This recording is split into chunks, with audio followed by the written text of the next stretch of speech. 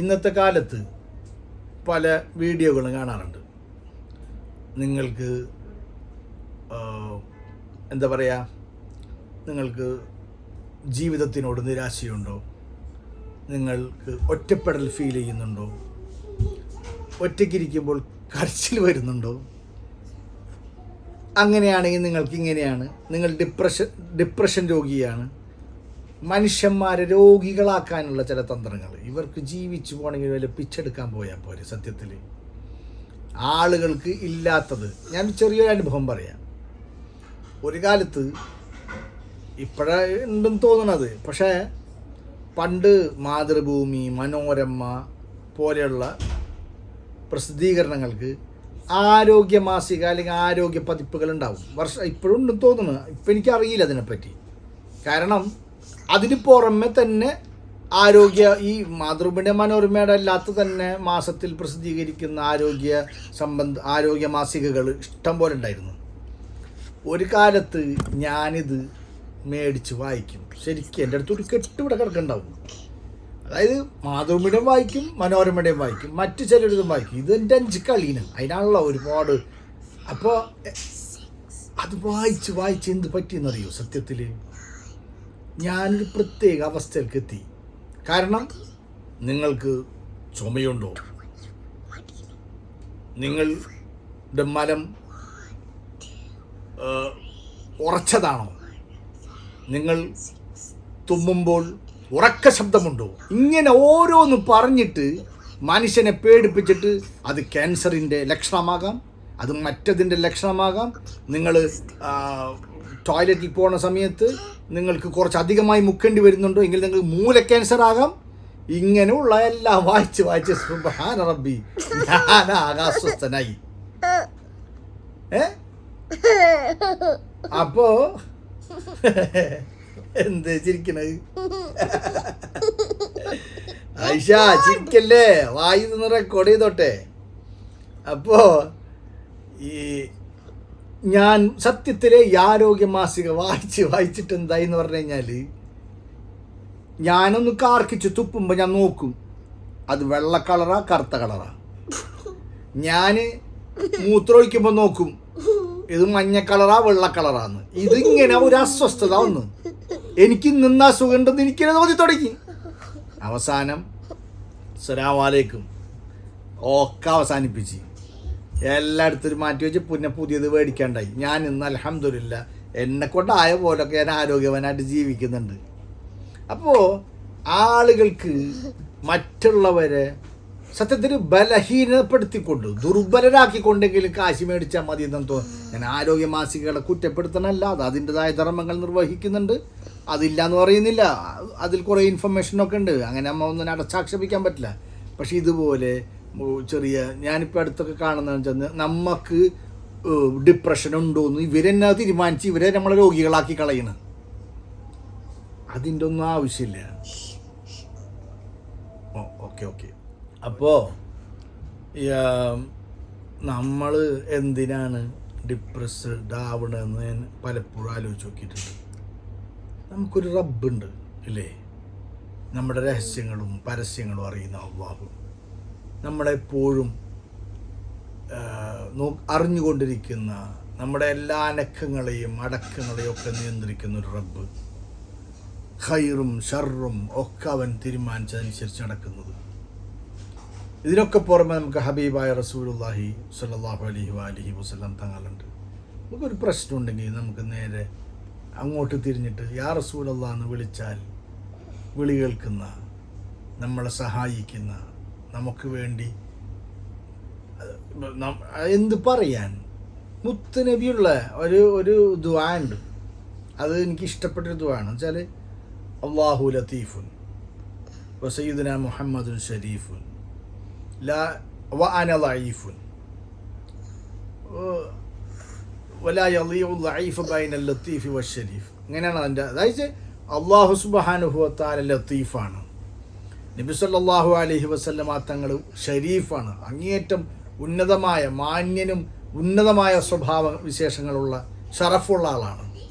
വഅന ലഈഫുൻ, ഞാൻ വളരെ കംസോറാണ്, ഞാൻ വീക്കാണ്. പക്ഷേ ലത്തീഫിൻ്റെയും ഷരീഫിൻ്റെയും ഇടയിൽ ഒരു ലൈഫ് എന്താവൂല, അവഗണിക്കപ്പെടൂല. ഇതൊരു ദുആണ്. ബഹുമാനപ്പെട്ട ഷെയ്ഖുന അൽ ഹബീബ് സയ്യിദ് മുഹമ്മദ് അലവി മാലിക് റഹ്മത്തുള്ളാഹി അലൈഹി അവിടുത്തെ ഒരു കിതാബിൽ അബ്വാബുൽ ഫറജാണെന്ന് തോന്നുന്നു, അതിൻ്റെ അകത്ത് ഈ ദുആ ഉദ്ധരിച്ചിട്ടുണ്ട്. നല്ലൊരു ദുആണ്. എന്നെ എപ്പോഴും മെൻ്റലി പ്രചോദിപ്പിക്കുന്ന ഒരു ദുആണ്. ഞാൻ ഇടയ്ക്ക് അത് പറയും, മലയാളത്തിൽ പറയും. റബ്ബ് നീ ലത്തീഫ്, നിൻ്റെ ഹബീബ റസൂലുള്ളാഹി തങ്ങൾ ഷരീഫ്, ഞാൻ കംസോർ ലൈഫ്. അപ്പം ഇങ്ങനെയൊക്കെ ഉള്ളപ്പോൾ നമ്മളെന്തിനാണ് ഡിപ്രസ്ഡ് ആവുന്നത്? അല്ലെങ്കിൽ പ്രശ്നങ്ങളൊക്കെ വരും, അതൊന്നും പറയുന്നില്ല, അതൊക്കെ നമുക്കറിയില്ലേ. ബുദ്ധിമുട്ടും ദുരിതങ്ങളും പ്രയാസങ്ങളും രോഗങ്ങളും കഷ്ടപ്പാടുകളൊക്കെ ഉണ്ടാവും. ലൈഫിൻ്റെ പാട്ടല്ലേ, അതതിലുണ്ടാവും. അതില്ലാണ്ട് അങ്ങനെ ഇല്ലാണ്ടിരിക്കൽ, അങ്ങനെ ഇല്ലാതിരിക്കണേ അമ്പിയാക്കന്മാർക്ക് ഇല്ലാതിരിക്കേണ്ടിയിരുന്നു, ഔലിയാക്കന്മാർക്ക് ഇല്ലാതിരിക്കേണ്ടിയിരുന്നു, സഹാബത്തിന് ഇല്ലാതിരിക്കേണ്ടിയിരുന്നു. അവർക്കൊക്കെ ഉണ്ടായില്ലേ? അവരെക്കാളും മെച്ചപ്പെട്ടവരൊന്നുമല്ലല്ലോ നമ്മൾ. പിന്നെന്താ, അറ്റ്ലീസ്റ്റ് സന്തോഷിക്കണം വേണ്ടത്. ഈ നമുക്ക് കുറച്ച് പ്രയാസങ്ങളൊക്കെ വരുന്നുണ്ടെങ്കിൽ ഹദീസ് പറഞ്ഞനുസരിച്ചിട്ട് ആ ലെവലിൽ നമ്മൾ എത്തുന്നുണ്ടെന്ന്, അവരുടെ ഒപ്പല്ലെങ്കിലും അവരെ വഴിക്കാണെന്ന്.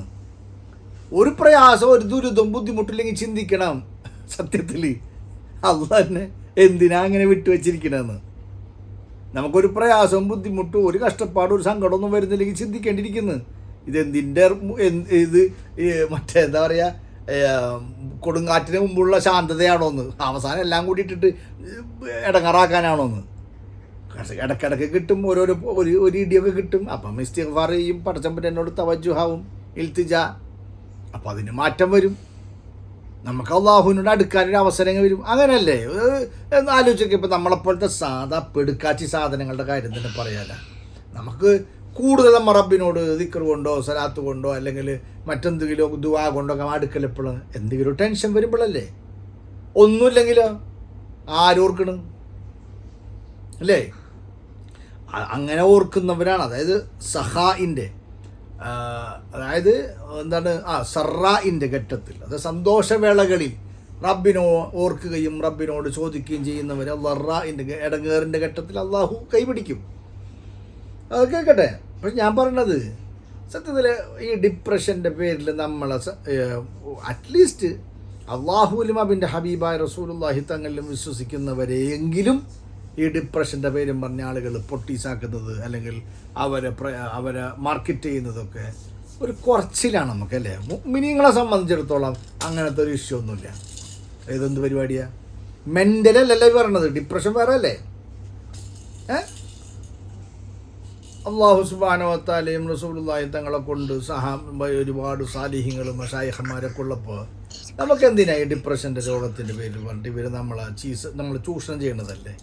ഒരു ഡിപ്രഷന് വരത്തില്ല, വരേണ്ട കാര്യമില്ല. നമുക്കറിയാം, നമ്മൾ 4ാമത്തെ മാസത്തിൽ തന്നെ നമ്മളെല്ലാം തീരുമാനിച്ചിട്ട് നമ്മൾ ഇങ്ങോട്ട് ഇറക്കി വന്നിരിക്കണം അല്ലേ?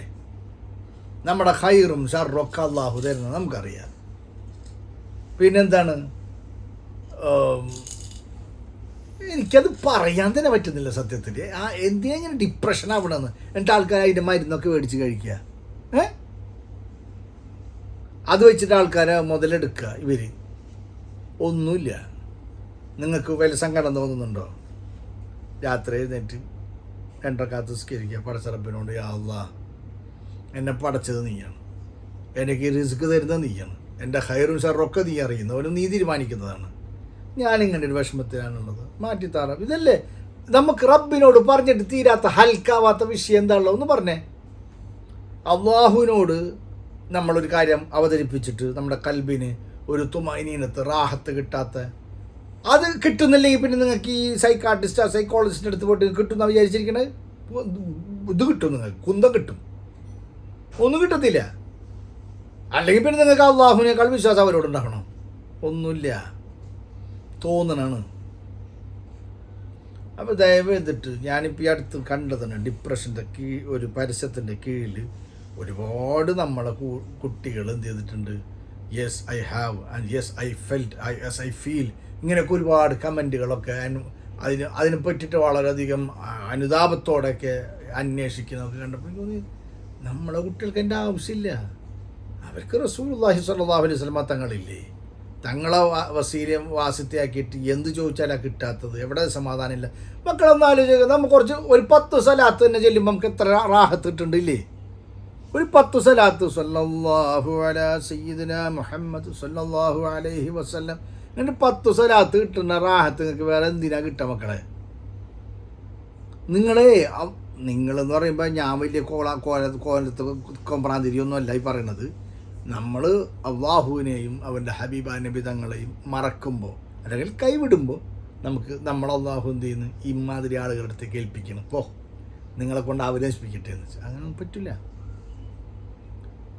റബ്ബിനെ പിടിച്ചവനെ റബ്ബ് ഒരിക്കലും ചെയ്യില്ല, നിരാശപ്പെടുത്തൂല.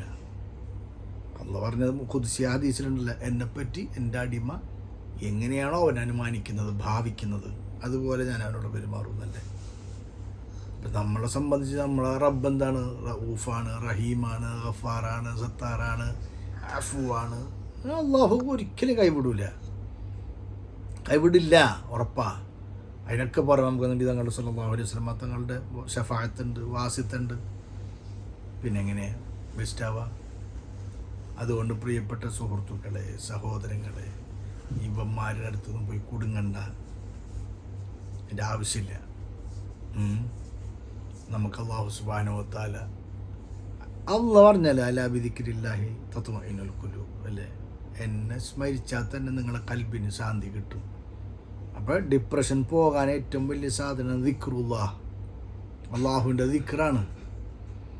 അത് ഉപേക്ഷിച്ചിട്ട് നിങ്ങൾ ഈ ഇവന്മാരുടെ അടുത്ത് പോകണതും ഇവരെ മരുന്നിൻ്റെ പിന്നാലെ പോകണത് എന്തിനാ? അത് കുറച്ച് ഉറക്ക ഗുളികയാണ് ഈ തരുന്നത്, അധികം വരും. എന്തിന്? അള്ളാഹു ആണ് ചികിത്സ നിശ്ചയിച്ചത്. തുമഈനത്തുൽ ഖൽബ്, ഹൃദയത്തിന് സമാധാനവും സന്തോഷവും തൃപ്തിയും ഒക്കെ വരണമെങ്കിൽ എന്ത് ചെയ്യണം? ദിക്റുള്ള വേണം. നിങ്ങൾക്കറിയുന്ന ദിക്ർ ചൊല്ല്. എപ്പോഴും എനിക്കറിയുന്ന ചില ആളുകളുണ്ട്, ചില ആളുകൾ എപ്പോൾ നോക്കിയാലും അൽഹംദുലില്ലാ അൽഹംദുലില്ലാ അൽഹംദുലില്ലാ.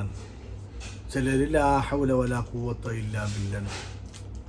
മരണം ഒഴിച്ച് ബാക്കിയുള്ളതിനൊക്കെ ഷിഫ ഉണ്ടെന്ന് പറഞ്ഞ് ഹൗക്കലത്ത് ലാ ഹൗല വലാ ഖുവത ഇല്ലാ ബില്ലാഹിൽ അലിയിൽ അദീം അല്ലേ.